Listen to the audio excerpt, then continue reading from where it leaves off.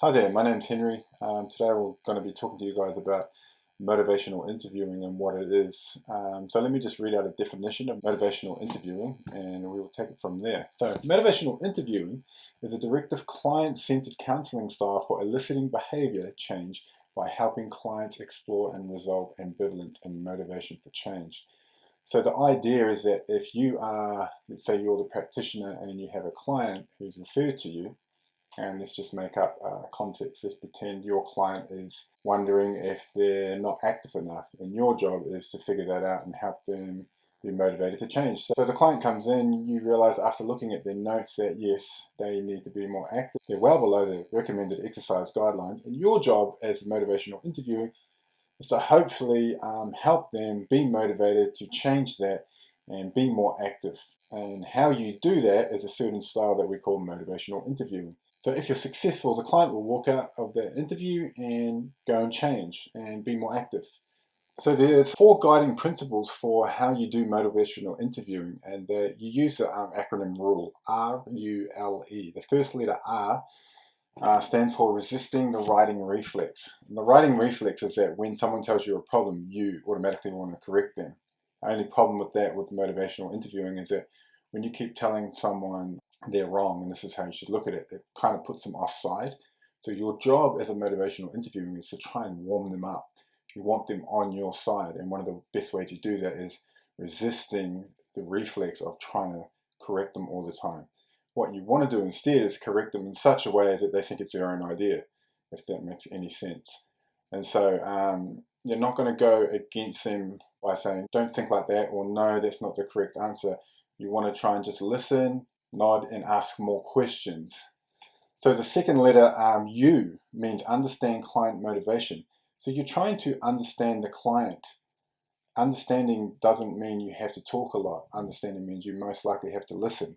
So they often say you have two ears and one mouth, the idea being that you should listen twice as much as you speak. When it comes to motivational interviewing, in order to understand the client's motivation, you actually have to hear what they have to say.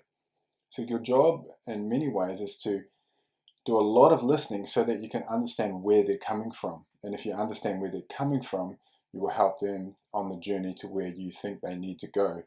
But they have to go on that journey with you. The third letter, L, listen with empathy. I just went over that before, but I guess listening with empathy is when you listen with empathy, people usually can tell. When you listen with your eyes, rather than, many times when you're in an argument, people are listening just so they can respond back with what they want to say rather than really listening with empathy. When you listen with empathy, empathy is this concept where you're trying to empathize with what the clients are going through. And that kind of builds a rapport in the relational tone of the meeting or the interview, where when the client feels like you're on their side, that you're with them, that you understand when you say things like, oh, okay, oh, wow, go on. There's this kind of way that you can speak, which helps them to open up more. And so listening with empathy is a big key to helping the client open up. And so the last letter, E, is where you empower the client to explore and make their own decisions. You've got to realize that these are adults, so you want to give them their own autonomy. You don't want to be like bringing them in and micromanaging their life. You want them to come in and leave because they want to change. It's like the idea when you're playing a sport that you've got to want it. If the other team doesn't want it, then it's going to be easy to beat them.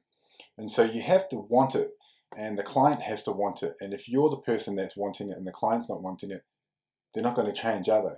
And so you need them to want to change. And so you've got to empower them through the interview to make their own decisions and to explore their own ambivalence. Like, why are they like that a certain way? Why do they not want to exercise? What makes them feel lazy? What exercises do they like? Just a simple question of what kind of exercise do you like could jog them on a path of, oh, I actually like doing ABC. And it helps them to go, oh, that's actually a cool idea. Maybe I should go do ABC. And so by prompting them with questions, you're prompting them to explore things perhaps they haven't thought about, and hopefully you're trying to corral them in the right direction. And so you're not telling them what to do, you're hopefully helping them to want to change. Yeah, so the final thought that I want to just quickly chuck out there is this idea of the spirit of motivational interviewing. Think of it maybe possibly like the vibe of the interview, the feel when the client is in the interview. So there's 3 areas they talk about that you should have when you're trying to create a positive spirit of motivational interviewing. So the first one is collaborative partnership. The idea that the client is not on their own trying to figure it all out, but you're also not there on your own telling them what to do, but there's a partnership. You're collaborating together in order to come up with a positive solution, and you're not there to tell them all the answers, but you're simply helping them on the journey. And so there's a collaborative partnership. You're partnering together. Second area is the idea of autonomy, where you're trying to make sure that the client feels empowered. They feel in control of their destiny. They know themselves better than anyone else knows themselves, and that you're empowering them to make the decisions to change their own life. They can come up with all the solutions, and they can make positive changes on their own. So that's this concept of autonomy. You're giving them that power. The last area is this area of evocation, the idea that you're trying to help activate the client's own motivation for change. You're trying to evoke within them a strong motivation to want to change. You're trying to elicit from them a certain response by giving them questions. You're not telling them what to do, you're not judging them, there's no coerciveness to it, but you're activating the client's own motivation to change. So all those 3 things, you mix them all together and you create a certain atmosphere within the room. You're creating a certain spirit or vibe, you might say, and that's the spirit of motivational interviewing. It's not I'm the guru on top of the mountain and you're the person who doesn't know what you're doing, but it's let's together help you to make positive changes for your own life.